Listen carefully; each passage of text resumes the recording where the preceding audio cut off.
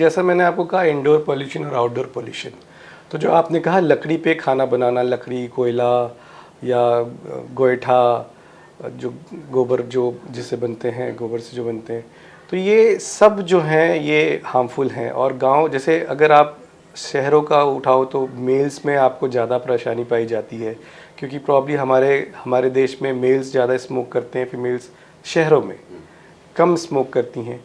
पर आप गांव में जाओ तो वो सब बराबर हो जाता है, क्योंकि वहाँ पे फीमेल्स भी स्मोक करती हैं, साथ ही साथ जो चूल्हा जो इस्तेमाल होता है वो एक बहुत मुख्य कारण है कि आगे जाके उनके अंदर फेफड़े की बीमारी, जिसको हम लोग COPD, chronic obstructive pulmonary disease कहते हैं, वो पाया जाता है।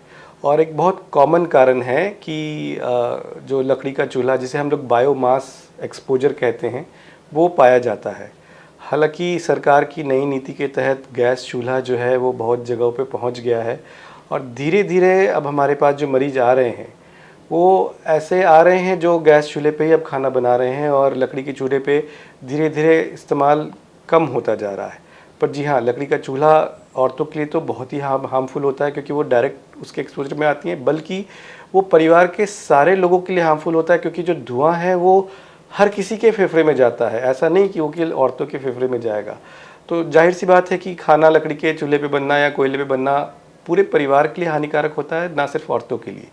औरतें चूँकि डायरेक्ट सामने एकदम बैठी होती हैं तो उनके ऊपर ज़्यादा इफेक्ट आता है, पर चूँकि धुआं तो पूरे घर में फैलता है तो वो सबके लिए हानिकारक होता है।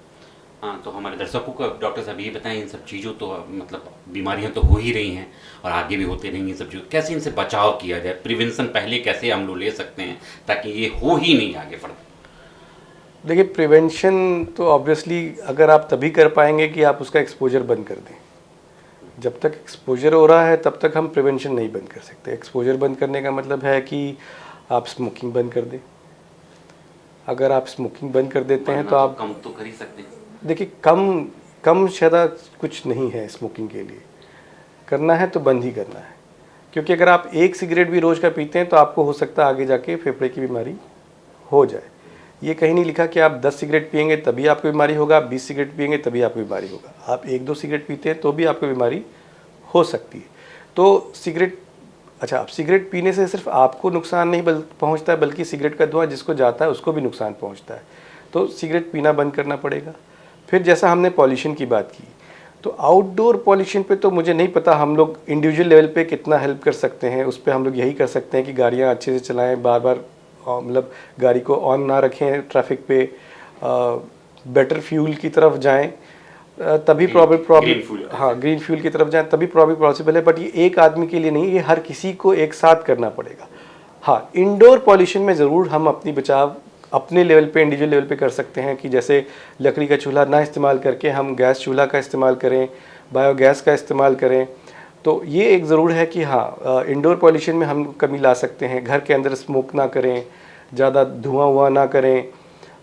आजकल जो अफोर्ड कर सकते हैं उनके पास एयर प्यूरीफायर का ऑप्शन है, वो एयर प्यूरीफायर लगा सकते हैं।